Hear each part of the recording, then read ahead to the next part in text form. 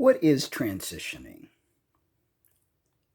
What exactly is a transgender person? And how can people actually change their gender? Well, that question has multiple answers. It depends on who you are. I'm going to give you my definition, what I believe all of the above is. Transitioning is when someone decides that they can no longer inhabit the gender identity that they were provided due to the assignment at birth. Assignment mean a doctor saw your little hoo-ha or your hee-hee and they decided, oh, you're a boy or you're a girl. Typically, that works fine for most people. But for an individual or for individuals that their gender identity and their biological sex do not match, there seems to be some friction, dysphoria, whatever you want to call it. Now, the question is, does everybody have dysphoria, that transition? Maybe not. But what is dysphoria? And what do we have to actually measure that component or that factor? We don't. So we can only go by our feelings. And I know there's a group of individuals out there that make fun of feelings and feels, and they go to town making fun of people, which, by the way, is a rotten thing to do. Because these individuals are fighting for their rights, their needs, yet they poo-poo on the rights and needs of others. Just think of that for a moment. We're all waving flags and we're all belittling one another, which needs to stop. Because we all feel and we all have needs and wants. But I digress. So, gender and sex obviously are two words that are used interchangeably. We have biology and we have what we present ourselves to the world as, which is gender, and we attach the word identity behind that. Now, does it mean that every man that's feminine wants to change and transition? Of course not. But there are certain individuals that find more comfort presenting in the opposite sex that they were born as. Now, we have a camp that makes such a big deal about biology. Biology becomes the DNA, the chromosomes. I mean, if I had a dime for every time somebody tells me, well, your DNA is this and your chromosome reads that and you're biologically this and that and the other, who cares?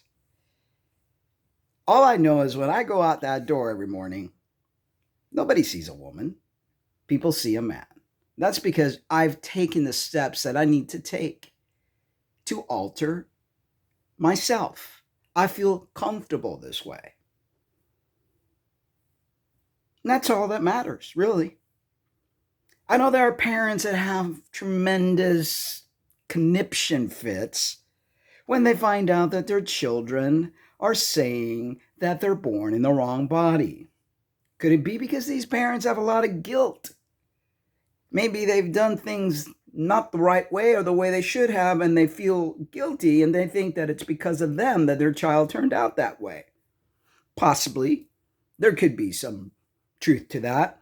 But all that really matters is, as parents, as friends, as neighbors, as a society, that we support one another. That we, instead of being a hindrance to a person, become helpful. We as transgender individuals go through enough struggles on our own to be shamed, made fun of, questioned, ridiculed, you name it. So it's important for individuals close to us, our family members, our friends, to be supportive. And if we struggle And if we're going back and forth, as I have many, many of times, instead of ridiculing, calling me crazy, and doing whatever it is that you all love to do, try to understand why I do what I do. I can assure you, I'm not crazy. I've got a college degree, graduated with high GPA, had to go through battery of mental tests in order to get my license. So crazy I'm not. That I've gone through a lot of traumas and challenges throughout my life, that I've struggled with who I am because I was not allowed to be me from a very young age. Yes. But we all have these struggles, and how we handle these struggles is differently for everyone. So, transgender or transsexual, which was the initial word, is a person that does not feel aligned with what they were given at birth. It doesn't matter what your DNA is, it doesn't matter what your chromosome is. What matters is what makes us feel comfortable. We're not just some reproductive machine. We're not just here to make babies. And mind you, some people shouldn't be making babies at all because they are not fit to be parents. And for those of you that put God in the equation or try to use God as your shield so that you could make fun of, ridicule, judge us, understand that there is absolutely nothing in the Bible, and not that I believe what the Bible says anymore because I've got my reasons. It doesn't say an iota about transgender people. Not an iota. There's nothing there that says that we're sinful. On the contrary, eunuchs have been around for a very long time, whether they were born eunuchs or made themselves eunuchs or whatever it is that you want to say. People like us have been around forever. We've hidden because of the ridicule, because we were literally hurt by people that judge, that just don't understand who we are. So you ask yourself, am I trans? Well, you can only know that.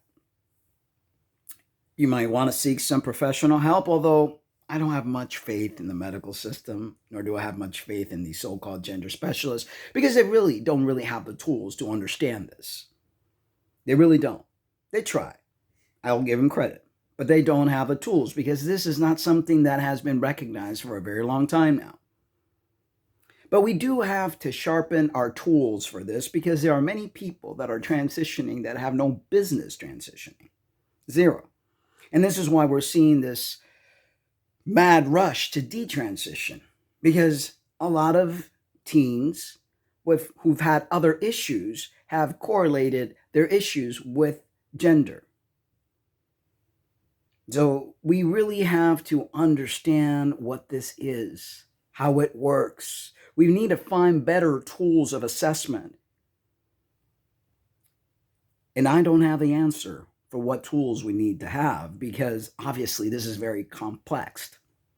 There's a lot of intrinsic things and factors. So we got to work on that. We definitely got to work on finding better ways to diagnose who and who is not trans. But in the meantime, we as a society need to be more accepting. For those of you who use God as your shield, you need to put the sword down. You need to stop being so judgmental. You're harming people. You're harming your children. You're harming everyone around you with your judgmental ways and your lack of knowledge of the situation. You need to walk a mile in our shoes to understand what it is that we feel. Because you, with all your judgment and all your God play, words and all the stuff that you use to try to shame us, create a lot of confusion in us and angst. Many of us just want to please. Many of us are scared. But it's time to stop being scared. And it's time to stop allowing other people to dictate your life. So if you're trans and you have no support, I am sorry. I am so sorry that you're having to go through this all on your own. Try to find someone out there that understands you. Try to find someone that'll accept you and love you for who you are. But do the work yourself. Do the work to build up those coping mechanisms, build up the fact that it's okay to be you when you don't need the approval of anyone to be you. Once you master that, you'll be able to navigate life freely and happily. Transgenderism, transsexualism, whatever it is that you want to call it, has come a long way.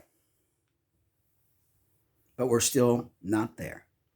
And we still need to educate people, especially the people in the religious sector, that have this holier than thou attitude, that all they do is hurt people by judging them. Yet they need to start doing a little bit more of this, pointing the finger at themselves, because there is something in them that they're struggling with, but it's easier to point the fingers at others to make themselves feel better.